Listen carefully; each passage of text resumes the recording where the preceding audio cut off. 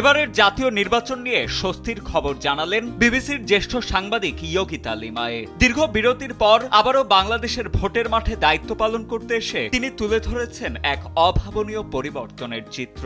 2018 সালের নির্বাচনে সেই শ্বাসরুদ্ধকর পরিস্থিতির তুলনায় এবারের নির্বাচনী পরিবেশকে সম্পূর্ণ ভিন্ন বলে অভিহিত করেছেন বিবিসির এই সাংবাদিক। 12 ফেব্রুয়ারি ব্রিটিশ সংবাদ মাধ্যম বিবিসিতে প্রকাশিত এক প্রতিবেদনে নিজের এসব ইতিবাচক অভিজ্ঞতার কথা তুলে ধরেন তিনি।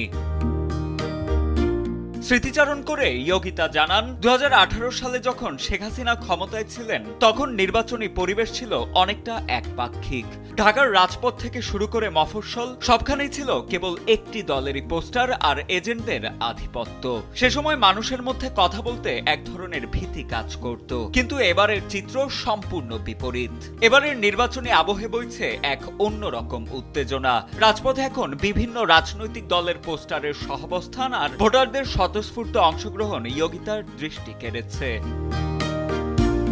মোট কথায় ভোট কেন্দ্রে আসা সাধারণ মানুষের সঙ্গে কথা বলে ইয়োগিতা লিমায়ে উপলব্ধি করেছেন এক নতুন বাংলাদেশের আকাঙ্ক্ষা। ভোটারদের প্রত্যাশা, আজকের এই নির্বাচনের মাধ্যমেই গদিতে বসবে একটি প্রতিষ্ঠিত গণতান্ত্রিক সরকার। সাজিদ আনিল, ডেস্ক রিপোর্ট, সময়ের আলো।